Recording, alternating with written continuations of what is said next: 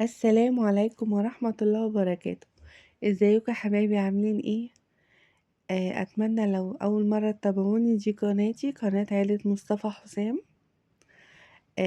ما تنسونيش في اللايك والاشتراك وتعليق حلو قوي منكم كده. ان شاء الله يوصل لكم كل جديد في قناتي. انا النهارده جاي اعمل لكم اكلة بسيطة قوي، مش مكلفة خالص، تنفع عشوة، تنفع فطار، تنفع سحور في رمضان. بفكركم بالأكلات اللي هي موفرة، الاقتصادية. معانا هنا حبايتين بطاطس زي ما انتوا شايفين، وانا هنا سلقتهم، ما حبيتش اقطعهم ولا اسلقهم في مية متقطعين، لا حبيت ان انا ارجع للطريقة القديمة اللي هي كنا بنسلق البطاطس ونقشرها زي ما انتوا شايفين. معايا الخضرة عندي هنا، بقدونس وكام عود شبت، قطعتهم كويس وطبعا غسلوا واتنقعوا في الخل. ومعايا توم هنا مقطعاه صغير قوي، ومعايا هنا فلفل حراق. هنا بقى بدأت ان انا جبت البطاطستين الاتنين بطاطس سوري بقى معلش ببتدي ان انا هرسهم اهو زي ما انتوا شايفين. طبعا انا مسوياهم كويس قوي قوي قوي، اهو زي ما انتوا شايفين اهم ناعمين ومستويين معايا كويس وناعمين قوي وطراي اهم زي ما انتوا شايفين. هبتدي ان انا هرسهم. طبعا ما تنسونيش في السبسكرايب لو سمحتوا، تعليق حلو منكم كده. انا ببتدي ان انا هرسهم اهو. الموضوع مش هياخد كله على بعضه، مش هياخد دقايق، وهتبقى معاكم احلى طبق هتاكلوه ان شاء الله باذن الله بالهنا والشفا. نصلي على النبي عليه الصلاه والسلام. هنا ببتدي ان انا بقى ايه بلم البطاطس وبوريك اهو ان هي ايه طرية معايا. هبتدي ان انا في قطعة ما اتهرستش معايا هرسها اهو. تمام اهو بتتهرس معايا.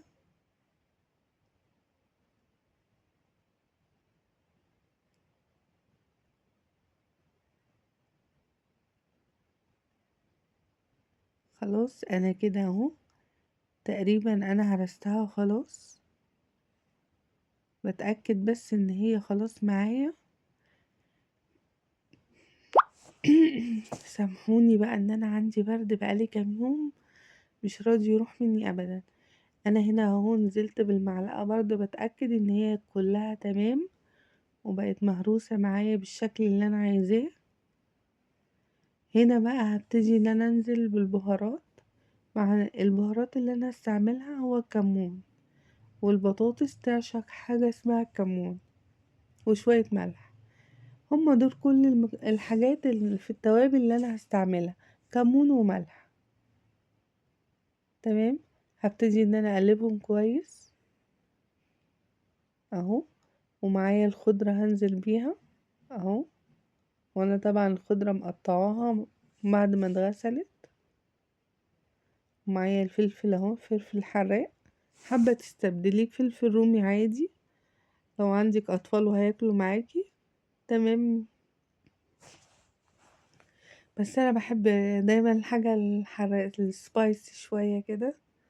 هبتدي بقى ان انا هرسهم في بعض وادخل المكونات كلها، كله كده يتقلب في بعضه كده زي ما انتوا شايفين.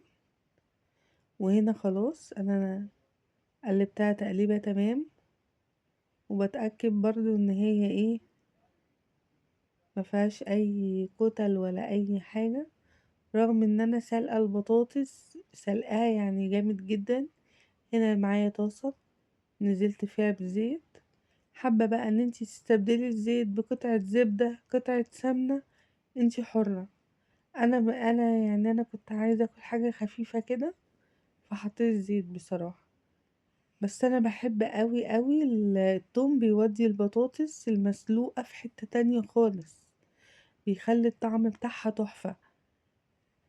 انا هنا خلاص اديت التوم اهو، ما بصفروش انا بخلي ايه برضو اللون بتاعه بس الطعم بتاعه يبقى نازل في الزيت كده، يدي البطاطس تيست كده ويديها طعم حلو. هنزل بقى بالبطاطس زي ما انتوا شايفين شايفين الكمية اللي اتعملت من حبايتين بطاطس؟ يعني احنا دلوقتي بندور على اكلات اللي هي ما تكلفناش، اللي هي نحاول ان احنا نظبط بيها الدنيا. يعني احنا لو في رمضان الطبق ده جنب طبق فول، جنب طبق بيض مقلي، قطعة جبنة. لو احنا عيلة كام، يعني لو احنا مجموعة، هتلاقوا والله الأكل ده وهيفيد منه كمان. اهو انا بقى شوحتها خلاص في الزيت، تمام. وخلاص شايفين النعومية بتاعتها كأنها بوريه بالظبط، والله كأنها بوريه بالظبط. اهو زي ما انتوا شايفين.